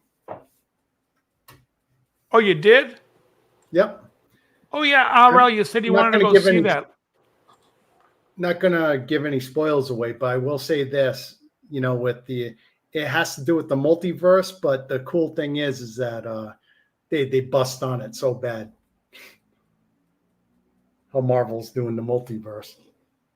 They're just busting on Everybody's everything. giving spoilers away. I can't go to Facebook or anywhere without someone spoiling Yeah. another surprise thing. Well, what I said isn't a surprise. It's just DL, all the 3D, cameos and or stuff. IMAX? I'm looking at the IMAX. Yeah, I What do you won't- think? I won't 3D say is at anything 10 p.m. tomorrow, RL. IMAX, we could do a 7.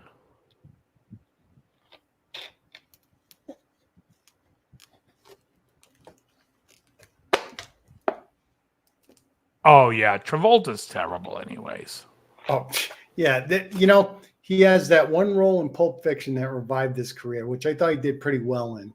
It's just that after that, it's like just throw him in anything. And all I see when he played those roles was Vinnie Barbarino as.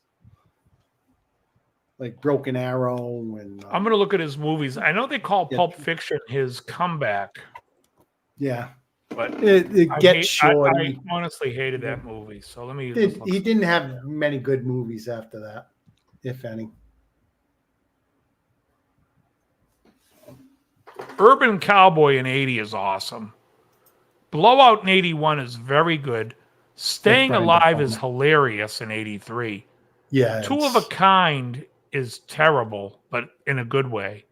Perfect is hilarious. Look Who's Talking was a big movie for him. Oh yeah, Look Who's Talking. He did the voice, right? Oh, was No, he in the actually, big- he no. played a father. Oh yeah, right. Yeah, so that was kind of already going on. He did Look Who's That was Talking like the Now, 80s, the though. third one, and then Pulp Fiction the year after. Then he did Get Shorty, which was great. Yeah, that was pretty good. But then he got Phenomenon, into a which I whole- think isn't bad. Phenomenon sucked ass. Oh, I don't think it's bad. I thought It's just a I thought it was slight fucking nod to try to contrived. teach Scientology to people. It's Battlefield Earth did that too. Yeah, that's the worst. Primary Colors was good. I never saw that one. That's where he like played Bill Clinton, basically. Yeah, Blowout was De Palma. Let me look up De Palma's films. They talk about De Palma like he was great. And he did Carrie, Dressed to Kill. Yep. I don't care for either. Scarface, The Untouchables, Mission Impossible, the first one. Wow, I didn't know he Sister- did. Sisters, Phantom of the Paradise, Blowout, Body Double, Casualties of War, Carlito's Way. Phantom of the Paradise is awesome. Let me Great see if I fucking can- movie. Let me see if I find anything here. Casualties of War, I quote constantly. Oh yeah, He she was did going to give up our Mission to position. Mars. Did Mission to Mars stink? I can't remember. There were a bunch of Mars movies that came out around the same time, and I get them all mixed up. He did a movie in 1992 with John Lithgow called Raising Cain. I remember the previews for that. White Man's Burden. I don't know what that is. Is that a movie? Oh, that was with Travolta. It's where all the blacks are in charge and the white people are oppressed. I didn't know he did that. No, he didn't do that. Oh, Did I do that? Let me see Travolta. Sissy It's Spacek might have 10:31. been in better movies than Travolta. Let me see what Sissy Spacek's been in. Prime Wise Guys Cut with with Danny Lee DeVito. Marvin. What a great movie that was. She did Carrie, Coal Miner's Daughter, Missing, The Man with Two Brains. She was Who a did voiceover. Man with Two Brains. Sissy Spacek did a voiceover on it, Oh, uncredited. was she the voice? No, that was Kathleen Turner. Was the voice of the brain. JFK, Long Walk Home.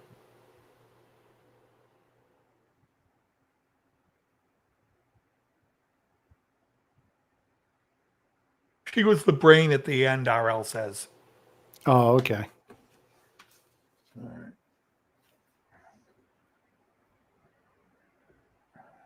Steve Martin. Yep. That was actually a pretty fun. Merv Griffin was the elevator killer. When you shoot him with Windex, it kills the brain last. Yeah, Primary Killers is excellent. I always liked it. I have to watch it then. Titch, you've never seen Snatch? I think the movie's fantastic.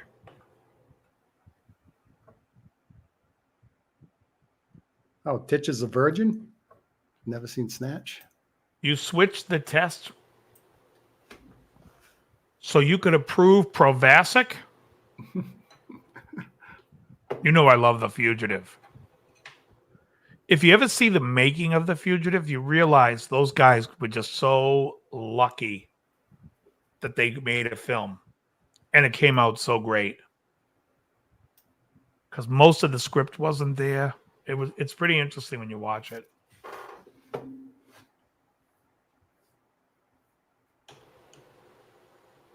You want to watch a good 70s movie? You guys ever seen 3 Days of the Condor? Was that with Robert Redford? Yep. Faye A Dunaway. long fucking time ago. It's a good movie. God, we're talking about when I was a kid watching on Yeah. TV. Well, I watched it recently. I didn't remember any of it. I'm sure I've seen it, but I didn't remember any of it. I mean, I watched Marathon Man recently, and I can say, Oh, God, here we go with Here we Marathon. go. no, I'm just saying, I can Again, say, with the I didn't remember Marathon much Man. of it when I was watching it, and I didn't realize how stupid it was. But that's when RL and I were bonking around through the 70s movies that people talk about that we don't watch.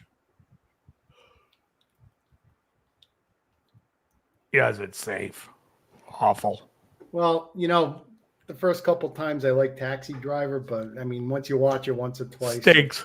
it's Overrated. I mean, There's nothing to that movie that makes it great. but I like when he takes Sybil Shepherd out to a porn movie on the first date. This classy move. Yeah, I wish it were interesting, but it wasn't. Carl Malden Film Festival. You could show episodes of Streets of San Francisco in between the movies. Wasn't he in Fear Strikes Out? Yes, he was. He played Jimmy Pearsall's father. That's right. Perkins. Tony Hopkins. Tony Perkins, I mean. Yeah. Over the Edge is good. What about Over the Top? Oh, Stallone. Stallone and a buddy of mine, Paul Sullivan, was in it. Hilarious. Goodfellas doesn't make my top Soundtrack song by Sammy Hagar. Yeah, that makes Van Halen sense. on bass. That makes sense, Halo. I could see that. Goodfellas doesn't make you top 200. Yeah, he's an idiot. Now I could say that's number one mob movie of all time. I could say that, you know, if I thought about it for a while, it may not be my favorite movie of all time. Recently, we had Halo on the show, and here was how the interview went. Why are you gay? Who says I'm gay? You are gay.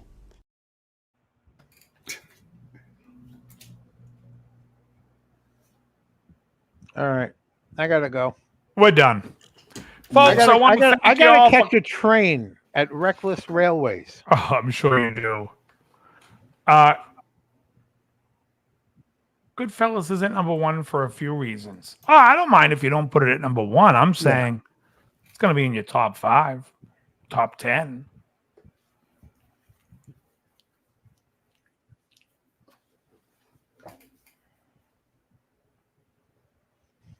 I like Citizen Kane.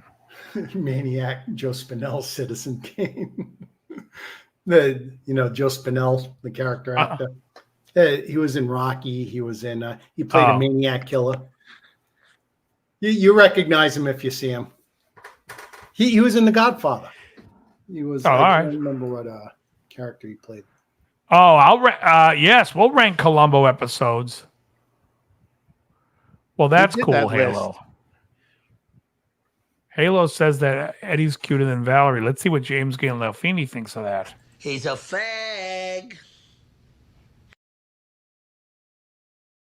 This show is so politically incorrect. It really is. It's all right. It's okay. It's all right.